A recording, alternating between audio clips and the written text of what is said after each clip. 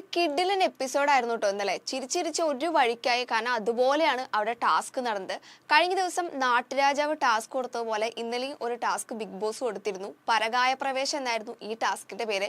അതായത് ബിഗ് ബോസിൽ നിലവിലുള്ള മത്സരാർത്ഥികളിലെ ഒരാളായി അനുകരിച്ച് കാണിക്കുക. അതായത് ഡയലോഗുകൾ, ഡ്രസ്സിംഗ് സ്റ്റൈല്, ആക്ഷൻസ് അതെല്ലാം ഈ അനുകരിക്കുന്ന വ്യക്തിയെ പോലെ ചെയ്യണം. ഒരാൾ എങ്ങനെയാണോ എക്സാക്ട് അതുപോലെ ആവുക, അതാണ് ഈ ടാസ്ക് കൊണ്ട് ഉദ്ദേശിച്ചത്. കേൾക്കുമ്പോൾ തോന്നും ഒരു ഫൺ ടാസ്ക് ആണെന്ന്. പക്ഷെ ഫണ്ണുണ്ടെങ്കിലും മെയിനായി അനുകരിക്കുന്ന വ്യക്തിയിലൂടെ സ്വയം വിലയിരുത്താനുള്ള ഒരു അവസരമാണ് ബിഗ് ബോസ് കൊടുത്തത്. അതായത് എങ്ങനെയാണ് ക്യാരക്ടർ, എങ്ങനെയാണ് പെരുമാറുന്നത്, ഇതൊക്കെ മനസ്സിലാക്കാനുള്ള ഒരു അവസരമാണ് ബിഗ് ബോസ് ഈ ടാസ്കിലൂടെ മത്സരാർത്ഥികൾക്ക് കൊടുത്തത്. അതായത് ആരെയാണോ അനുകരിക്കുന്നത് ആ അനുകരിക്കുന്നത് കാണുമ്പോൾ നമുക്ക് സ്വയം മനസ്സിലാവുമല്ലോ നമ്മുടെ ക്യാരക്ടർ എങ്ങനെയാണെന്ന്. അതിനുള്ളൊരു ചാൻസ് ആണ് ഈ ടാസ്കിലൂടെ കൊടുത്തത്. അർജുന് നോറ, അതുപോലെ ജാസ്മിന് സിജോ, സിജോയ്ക്ക് ശ്രീതു, ശ്രീതുവിന് അർജുൻ, അതുപോലെ ഋഷിക്ക് ജിൻഡോ, ജിൻഡോയ്ക്ക് ജാസ്മിൻ, അഭിഷേകിന് ഋഷി, നോറയ്ക്ക് അഭിഷേക്. ഇങ്ങനെയാണ് അനുകരിക്കാൻ കിട്ടിയത്. അതായത് പരസ്പരം അങ്ങോട്ടും ഇങ്ങോട്ടും ചെയ്യാനുള്ള ചാൻസ് ആണ്. ഈ ബിഗ് ബോസ് ആണ് ആരെയൊക്കെ അനുകരിക്കണം എന്ന് പറയുന്നത്. ഉള്ളത് പറയാലോ, 8 പേരും എക്സാക്ട് അതേപോലെ അനുകരിച്ച് കാണിച്ചു. ഒരാളുടെ പോലും ഒരു കുറവുണ്ടെന്നൊന്നും പറയാൻ പറ്റില്ല. കാരണം മൈന്യൂട്ടായിട്ടുള്ള കാര്യങ്ങൾ വരെ, അതായത് നോട്ടം, ആക്ഷൻസ്, ഇതെല്ലാം പെർഫെക്റ്റ് ആയി എല്ലാവരും ചെയ്തു. കാരണം നമുക്ക് തോന്നും യോ ഇതൊക്കെ കറക്റ്റ് പോലെ ആണല്ലോ എന്ന് തോന്നും. കാരണം അതുപോലെയാണ് എല്ലാവരും ചെയ്തിരുന്നത്. ഞാൻ പറയുകയാണെങ്കിൽ ഇക്കാര്യത്തിൽ എല്ലാവർക്കും 100-ൽ 100 മാർക്ക് കൊടുക്കണം കേട്ടോ, സമ്മതിക്കണം അവരെ. അതിൽ എടുത്ത് പറയേണ്ടത് അർജുനെയാണ്. നോറേനെ എക്സാക്ട് അതേപോലെ ചെയ്ത് കാണിച്ചു. എനിക്ക് തോന്നുന്നു വേറെ ആർക്കും ഇത്രയും അടിപൊളിയായിട്ട് അവിടെ നോറേനെ അനുകരിച്ച് കാണിക്കാൻ പറ്റില്ല എന്ന്. അതുകൊണ്ട് തന്നെ ആയിരിക്കും ബിഗ് ബോസ് കറക്റ്റ് അർജുന് നോറേനെ കൊടുത്തത്. നമുക്കറിയാം നോറയുടെ ടോക്കിംഗ് സ്റ്റൈല്, ഡയലോഗുകൾ, ഒരു സംഭവം ഉണ്ടല്ലോ, നീ എന്താ മൊയന്താന്നൊക്കെ ചോദിക്കുന്ന, അതൊക്കെ കറക്റ്റ് അതേപോലെ അർജുൻ ചെയ്തിരുന്നു. പിന്നെ എന്ത് വഴക്ക് സംഭവിച്ചാലും ഓടിപ്പോയി ബാത്റൂമിൽ ഇരുന്ന് കരയുന്നത് നോറയുടെ സ്ഥിരം പണിയാണ്. അതും അതേപോലെ അർജുൻ ചെയ്ത് കാണിച്ചിരുന്നു. ഓരോന്ന് എണ്ണി പറക്കുന്നത്, ക്യാമറ നോക്കി സംസാരിക്കുന്നത്, അതായത് ബാത്റൂമിൽ പോയി ക്യാമറ നോക്കി സംസാരിക്കുന്നതൊക്കെ നോറയുടെ സ്ഥിരം പരിപാടിയാണ്. എല്ലാം അതേപോലെ കറക്റ്റ് അർജുൻ ചെയ്തു. നമുക്ക് അർജുൻ ചെയ്തത് കണ്ടു കഴിഞ്ഞാൽ തോന്നും അയ്യോ ഇത് കറക്റ്റ് നോറയാണല്ലോ എന്നൊക്കെ തോന്നും. ഈവൻ ലിപ്സ്റ്റിക് ഇടുന്നത് പോലും കറക്റ്റ് ആയിരുന്നു. അതിൻ്റെ ഇടയിൽ ബിഗ് ബോസ് കൺഫെഷൻ റൂമിലേക്ക് അർജുനെ വിളിപ്പിക്കുന്നുണ്ട്. അവിടെ ബിഗ് ബോസും അർജുനോട് നോറ എന്ന രീതിയിലാണ് സംസാരിക്കുന്നത്. അതായത് നോറയോട് എങ്ങനെയാണോ ബിഗ് ബോസ് കൺഫെഷൻ റൂമിൽ സംസാരിക്കാറുള്ളത് അതുപോലെയാണ് അർജുനോടും സംസാരിച്ചത്. അതും ഭയങ്കര ഇൻട്രസ്റ്റിംഗ് ആയിരുന്നു. ഏറ്റവും വലിയ രസം, നോറ പോലും അർജുനെ അടിപൊളിയായി ചെയ്യണമെന്ന് പറയണമെങ്കിൽ ഒന്ന് ആലോചിച്ച് നോക്കൂ. നോറയ്ക്ക് പോലും അത് അംഗീകരിക്കാൻ പറ്റി, താൻ ചെയ്യുന്നത് ഇങ്ങനെയാണ് എന്ന് മനസ്സിലായി. അതുകൊണ്ട് നോറ തന്നെ പറഞ്ഞു അർജുൻ ചെയ്തത് ഇഷ്ടമായെന്നൊക്കെ. സാധാരണ നോറ ടാസ്ക് ആയിട്ട് കാണല് വളരെ കുറവാണ്. അതിലും പേഴ്സണൽ ഗ്രഡ്ജ് കൊണ്ടുവരാറുണ്ട്. എന്നാൽ ഈ ടാസ്കിൽ അങ്ങനെയല്ല, ഫണ്ണായി തന്നെ ആളെടുത്തു. അതുപോലെ ജാസ്മിന് സിജോനെയാണ് കിട്ടിയത്. അതും അടിപൊളിയായി ചെയ്തിരുന്നു. സിജോയുടെ മോനെ വിളി, എന്ത് സംഭവിച്ചാലും സിജോ മോനെ അതങ്ങനെയല്ല, മോനെ ഇങ്ങനെയാണെന്ന് പറയുന്നത് ഒരു മാസ്റ്റർ പീസ് സാധനമാണ്. ആ മോനെ വിളി ഒക്കെ കറക്റ്റ് അതേപോലെ ജാസ്മിൻ പറഞ്ഞിരുന്നു. അതുപോലെ നോറേനെ എപ്പോഴും സിജോ ടാർഗറ്റ് ചെയ്യാറുണ്ട്. അതുപോലെ മുണ്ട് മടക്കി നടക്കല് എല്ലാം കറക്റ്റ് ജാസ്മിൻ അതേപോലെ തന്നെ ചെയ്തിരുന്നു. അതുപോലെ അഭിഷേകായിട്ടുള്ള നോറയ്ക്ക് അഭിഷേകായിട്ടാണ് ഈ ഒരു ആക്ട് ചെയ്യാൻ കിട്ടിയത്. അതും കറക്റ്റ് ആയിരുന്നു. അതായത് അഭിഷേക് കൂടുതൽ ടൈമും ഈ സോഫയിലാണ്, അതായത് ലിവിങ് ഏരിയയിലെ സോഫയിലാണ് ഇരിക്കാറുള്ളത്. അതും ചെരിഞ്ഞിട്ടുള്ളൊരു കിടത്തൊക്കെ ഉണ്ട്. അതൊക്കെ കറക്റ്റ് അതുപോലെ ചെയ്തു. നമുക്കറിയാം വഴക്കുണ്ടായാലും എന്തുണ്ടായാലും അഭിഷേക് ആ സോഫയിൽ ഇരുന്ന് എല്ലാം കണ്ടിരിക്കുക. ഇടയിൽ കയറി പ്രശ്നം ഉണ്ടാക്കലോ ഒന്നും ചെയ്യാറില്ല. അതൊക്കെ കറക്റ്റ് നോറ ചെയ്തിരുന്നു. ഇനി സോഫയിൽ ചാരി കിടക്കുന്നത്, അതുപോലെ കാലാട്ടുന്നത് എല്ലാം പെർഫെക്റ്റ്. അതാണ് ഞാൻ പറഞ്ഞത്, മൈന്യൂട്ടായിട്ടുള്ള കാര്യങ്ങൾ. ഈ കാലാട്ടുന്നതൊക്കെ നമ്മൾ പെട്ടെന്ന് ശ്രദ്ധിക്കണം എന്നില്ല, പക്ഷെ അവർ അത്രത്തോളം ശ്രദ്ധിച്ചിട്ടാണ് ഇത് ചെയ്തത്. ശരിക്കും പറഞ്ഞാൽ ഈ ടാസ്ക് കാരണം ഉണ്ടല്ലോ, അവിടെ ഉള്ളവരെ എത്രത്തോളം ഈ കൂടെയുള്ളവരെ മനസ്സിലാക്കിയിട്ടുണ്ടെന്ന് നമുക്ക് മനസ്സിലാകും. കാരണം മൈന്യൂട്ടായിട്ടുള്ള കാര്യങ്ങൾ വരെ ഓർത്തെടുത്ത് ചെയ്യാന്ന് പറയുന്നത് സിമ്പിൾ ആയിട്ടുള്ള കാര്യമല്ല. അവർ അതൊക്കെ പെർഫെക്റ്റ് ആയിട്ട് ചെയ്തു. ഞാൻ വിചാരിച്ചു ഇവരെപ്പോഴും അടിയായതുകൊണ്ട് തന്നെ പരസ്പരം മനസ്സിലാക്കിയിട്ടുണ്ടാവില്ല എന്നൊക്കെ. അതായത് നമുക്കൊരു അറ്റാച്ച്മെന്റ് ഉള്ള ആൾക്കാരെ മാത്രമാണ് അറിഞ്ഞിട്ടുണ്ടാവുന്നൊക്കെ. പക്ഷെ അങ്ങനെ ഒന്നുമല്ല. എല്ലാവരും, അതായത് ഇപ്പം 8 പേരുണ്ടെങ്കിൽ 8 പേരും പരസ്പരം അങ്ങോട്ടും ഇങ്ങോട്ടും എന്താണ് ക്യാരക്ടർ, എന്താണ് സ്വഭാവം, എങ്ങനെയാണ് സംസാരിക്കുക, എന്താണ് ആക്ഷൻ, എല്ലാം A to Z അവർ മനസ്സിലാക്കിയിട്ടുണ്ട്. എന്തായാലും ടാസ്ക് ഒന്നും പറയാനില്ല, അടിപൊളിയായിരുന്നു. ഇതൊക്കെ കുറച്ച് മുൻപായിരുന്നുവെങ്കിൽ സീസൺ അടിപൊളിയായിരുന്നു എന്ന് തോന്നി. പക്ഷേ ലാസ്റ്റ് ടൈമിലാണ് കൊടുക്കുന്നത്. കാരണം ആളുകൾ കുറവുള്ള ടൈമിൽ കൊടുക്കുന്നതാണ് കുറച്ചുകൂടി നല്ലത്. അപ്പം നമുക്ക് കുറച്ചും കൂടി എൻ്റർടൈനിങ് ആവും. അങ്ങനെയാണ് ഈ ടാസ്ക് കഴിഞ്ഞത്. അതുപോലെ നെക്സ്റ്റ് എന്ന് പറയുന്നത് നമ്മുടെ ഇഷ്ടപ്പെട്ട നടി ഉർവശി ഇന്നലെ ബിഗ് ബോസ് വീട്ടിലേക്ക് എത്തിയിട്ടുണ്ടായിരുന്നു. അതായത് ഒരു ഫിലിം പ്രൊമോഷന്റെ ഭാഗമായിട്ടാണ് വന്നത്. ഉർവശി അതുപോലെ പാർവതി തിരുവോത്ത് ഇവരൊക്കെ പ്രധാന കഥാപാത്രങ്ങളായി എത്തുന്ന ഉള്ളൊഴുക്ക് എന്നൊരു സിനിമ, ഈ സിനിമ ജൂൺ 21-നാണ് റിലീസാവുന്നത്. ഈ സിനിമയുടെ പ്രൊമോഷന് വേണ്ടിയിട്ടാണ് ഉർവശി ബിഗ് ബോസ് വീട്ടിലേക്ക് വരുന്നത്.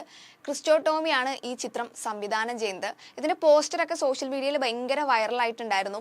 അപ്പോൾ അതിന്റെ വിശേഷങ്ങളൊക്കെയാണ് ഉർവശി ഈ ബിഗ് ബോസ് വീട്ടിൽ വന്നിട്ട് ഷെയർ ചെയ്തത്. ആസ് യൂഷ്വൽ, അതായത് വരുന്നു, ഫിലിം റിലേറ്റഡ് ആയിട്ടുള്ള സംസാരങ്ങൾ, മത്സരാർത്ഥികൾ ക്വസ്റ്റ്യൻസ് ചോദിക്കുന്നു, ഇതൊക്കെയായിരുന്നു ഉണ്ടായിരുന്നത്. ഒരു കുറച്ച് ഭാഗമാണ് എപ്പിസോഡിൽ ഇത് ഉൾപ്പെടുത്തിയിരുന്നെങ്കിലും ജസ്റ്റ് വന്ന് സംസാരിക്കുന്നതൊക്കെ നല്ലതായിരുന്നു. ഉർവശി വന്നതിന് തൊട്ട് പിന്നാലെ ചോദിക്കുന്നുണ്ട് ഇവിടെ നിൽക്കാനാണോ പോകാനാണോ താല്പര്യം എന്നൊക്കെ. അതായത് മത്സരാർത്ഥികളോട് ചോദിക്കുന്നുണ്ട്. മെജോറിറ്റി ആളുകളും പോകണ്ടെന്ന് പറഞ്ഞപ്പോൾ പോകണം എന്ന് പറഞ്ഞ ഒരാൾ മാത്രമേ ഉണ്ടായിരുന്നുള്ളൂ, ജാസ്മിൻ ആയിരുന്നു. ഞാൻ വിചാരിച്ച ജാസ്മിൻ അങ്ങനെയൊന്നും പറയില്ലെന്ന്, പക്ഷേ ജാസ്മിൻ പറഞ്ഞു എനിക്ക് മടുത്തു, പോകാൻ തോന്നുന്നുണ്ട് എന്നൊക്കെ പറയുന്നുണ്ട്. അതായത് നിലവിൽ ഷോയിൽ ജയിച്ചില്ലെങ്കിലും കുഴപ്പമില്ല, പോയാൽ മതി എന്ന നിലയിലാണ് ജാസ്മിൻ ഉള്ളത്. കാരണം കഴിഞ്ഞ ദിവസം ടാസ്കിനിടെ, അതായത് നാട്ടുരാജാവ് ടാസ്കിനിടെ ഭയങ്കര വഴക്ക് നടന്നിരുന്നു. അതിൽ എല്ലാ മത്സരാർത്ഥികളും ജാസ്മിനെതിരെ തിരിയാണ്ടായത്. ജാസ്മിൻ തെറ്റ് ചെയ്തിട്ടാണ് എല്ലാവരും ഇങ്ങോട്ട് തിരിഞ്ഞതെന്നുള്ളൊരു സംഭവം ഉണ്ടെങ്കിലും പക്ഷെ ജാസ്മിൻ അതൊന്നും അക്സെപ്റ്റ് ചെയ്തിരുന്നില്ല. പറഞ്ഞുകൊണ്ടിരുന്നത് ഇവരെല്ലാവരും കൂടി എന്നെ ഒറ്റപ്പെടുത്താണെന്നൊക്കെ. അതിൻ്റെയൊക്കെ ബേസിലായിരിക്കണം ഇപ്പം ഇങ്ങനെ പറഞ്ഞിട്ടുണ്ടാവാം. അല്ലെങ്കിൽ ഇത്രയും ആക്റ്റീവായി ബിഗ് ബോസിൽ കപ്പടിക്കണമെന്നൊക്കെ വിചാരിച്ചിരിക്കുന്ന ആൾ ഇങ്ങനെ പറയേണ്ട ആവശ്യമില്ല. എന്തായാലും അങ്ങനെ ഒരു മറുപടിയാണ് കൊടുത്തത്. അത് എല്ലാവർക്കും ഒരു ഷോക്കിംഗ് ആയിരുന്നു.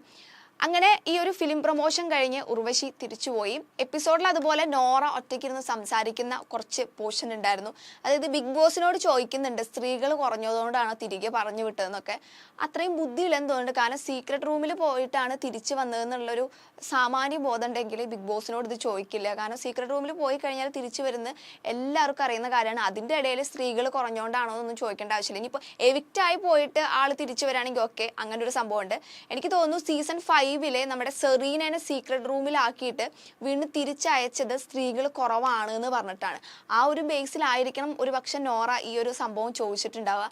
അതുപോലെ പരകായ പ്രവേശം ടാസ്ക് കഴിഞ്ഞ് അഭിഷേകും ഋഷിയും ഇരുന്ന് സംസാരിക്കുമ്പോൾ പറഞ്ഞിരുന്നു ഏറ്റവും ഫേക്ക് ആയിട്ടുള്ളത്, അതായത് ബിഗ് ബോസ് വീട്ടിലെ ഏറ്റവും ഫേക്ക് ആയിട്ടുള്ളത് നോറയാണ്, അതുകൊണ്ട് തന്നെ അഭിനയിച്ച് കാണിക്കുക എളുപ്പമാണ്, അതുകൊണ്ടാണ് അർജുൻ സ്കോർ ചെയ്തതെന്നൊക്കെ പറഞ്ഞിരുന്നു.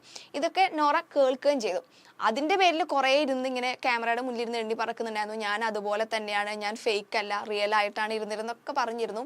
അർജുൻ കറക്റ്റായി ആക്ട് ചെയ്ത് കാണിച്ചത് നോറയ്ക്ക് ഇഷ്ടപ്പെട്ടെങ്കിലും എവിടേക്കോ ചെറുതായി കൊണ്ടതുപോലെ എനിക്ക് ഫീൽ ചെയ്തു. കാരണം കാലിന് വയ്യാത്തത് കൊണ്ടാണ് ഇങ്ങനെ നിൽക്കുന്നത് എന്നൊക്കെ പറഞ്ഞു. അതായത് നോറ എപ്പോഴും നിൽക്കുമ്പോൾ ശ്രദ്ധിച്ചാൽ മതി, ഒരു കാലിൽ ജസ്റ്റ് ഒരു സപ്പോർട്ട് കൊടുത്തിട്ട് ചെരിഞ്ഞും വളഞ്ഞൊക്കെയാണ് നിൽക്കുക. അതാണെങ്കിൽ അർജുൻ കറക്റ്റ് ആക്ട് ചെയ്ത് കാണിക്കുകയും ചെയ്തു. അതിനെക്കുറിച്ചൊക്കെ ഇങ്ങനെ നോറ പറഞ്ഞുകൊണ്ടിരിക്കുന്നുണ്ടായിരുന്നു. അതുപോലെ ബിഗ് ബോസ് പറഞ്ഞതുപോലെ ഈ ടാസ്ക് കൊണ്ട് സ്വയം തിരിച്ചറിവ് ഉണ്ടാവും എന്ന് പറഞ്ഞിരുന്നു. ആ തിരിച്ചറിവ് ഉണ്ടായത് കൊണ്ടായിരിക്കണം നോറ ഈ രീതിയിൽ സംസാരിച്ചിട്ടുണ്ടാവുക. ബാക്കി ആൾക്കാർ സംസാരിക്കുന്നതൊന്നും ഈ എപ്പിസോഡിൽ ഉൾപ്പെടുത്തിയിട്ടുണ്ടായിരുന്നില്ല. എന്തായാലും അർജുൻ നോറേനെയാണ് ആക്ട് ചെയ്തെങ്കിലും നോറയും ഈ ഒരു ടാസ്ക് കാരണം ഭയങ്കര സ്റ്റാറായി.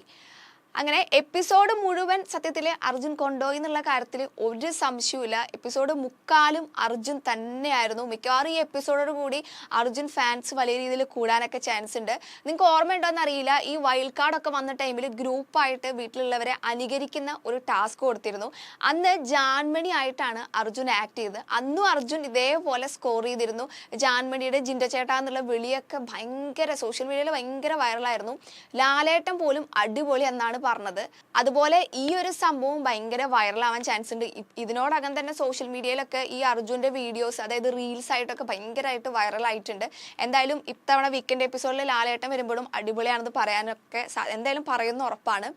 സത്യം പറഞ്ഞാൽ അർജുന് നല്ല ഭാവിയുണ്ട് കേട്ടോ. അർജുൻ്റെ ആഗ്രഹം എന്ന് പറയുന്നത് ഒരു ആക്ടർ ആവാന്നൊക്കെയാണ്. അതിന് നല്ല ഭാവിയുണ്ട്. അല്ലാതെ ഇത്രയും പെർഫെക്റ്റ് ആയിട്ടൊന്നും ആർക്കും അഭിനയിക്കാൻ പറ്റില്ല. എപ്പിസോഡിനെ കുറിച്ച് ഇത്രയാണ് പറയാനുള്ളത്. ടിക്കറ്റ് ടു ഫിനാലെ കഴിഞ്ഞ കാരണം ഇനി പോയിന്റ്സ് കിട്ടുന്ന ടാസ്കുകളും ഗെയിമുകളും ഒന്നും ഉണ്ടാവില്ല. മാക്സിമം ഈ ഒരു ഫൺ രീതിയിലുള്ള ടാസ്കുകളാണ് ഉണ്ടാവുക കൂടുതൽ. അതുപോലെ ഇന്ന് ഫ്രൈഡേ ആയി, നാളെ വീക്കെൻഡ് എപ്പിസോഡാണ് വരാൻ പോകുന്നത്. ആരെ എവിക്റ്റ് ആകും എന്നൊന്നും അറിയില്ല. സോഷ്യൽ മീഡിയ പ്രഡിക്ഷനിലൊക്കെ നോറ അല്ലെങ്കിൽ ശ്രീതു എവിക്റ്റ് ആവും എന്നൊക്കെയാണ് പറയുന്നത്. അതും നമുക്ക് വിശ്വസിക്കാൻ പറ്റില്ല. ഇതുപോലെ ഒരുപാട് പ്രഡിക്ഷൻ ലിസ്റ്റുകൾ വരാറുണ്ട്, പക്ഷെ പ്രതീക്ഷിക്കാത്തവർ ഔട്ടായി പോയിട്ടുണ്ട്. അതുകൊണ്ട് നമ്മൾ അതിനെക്കുറിച്ചൊന്നും ചിന്തിച്ചിട്ട് കാര്യമില്ല. എന്ത് സംഭവിക്കാം. നിലവിലെ അഭിഷേക് മാത്രമാണ് സേഫ് ആയിരിക്കുന്നത്. അതും ടിക്കറ്റ് ടു ഫിനാലയിൽ ജയിച്ച കാരണം അഭിഷേക് മാത്രമാണ് സേഫ് ആയിരിക്കുന്നത്. എനിക്ക് തോന്നുന്നു എവിക്ഷനേക്കാൾ കൂടുതൽ മെജോറിറ്റി ആളുകളും ടാസ്കിനാണ് വെയിറ്റ് ചെയ്തിരിക്കുന്നത്. ഈ ഒരു നാട്ടുരാജാവും അതുപോലെ ഈ ഒരു പരകായ പ്രവേശം ടാസ്ക് കഴിഞ്ഞോടുകൂടി മെജോറിറ്റി ആൾക്കാരും ഇതുപോലുള്ള ഫൺ ടാസ്കിന് വേണ്ടിയാണ് വെയിറ്റ് ചെയ്തിരിക്കുന്നത്. അതിൻ്റെ ഇടയിൽ എവിക്ഷൻ എന്നുള്ള സംഭവമേ ഭൂരിഭാഗം ആൾക്കാരും മറന്നുപോയി. ഈ വീക്കിൽ കൊടുത്ത എല്ലാ ടാസ്കുകളും ഒന്നിനൊന്ന് വെച്ചായിരുന്നു, അതിൽ ഒരു സംശയവുമില്ല. എന്തായാലും ഇനി വരുന്ന ദിവസം എങ്ങനെയാണ് എന്താണ് എന്നൊന്നും അറിയില്ല. അപ്പോൾ അടുത്ത ദിവസത്തെ വിശേഷങ്ങളുമായി നാളെ കാണാം.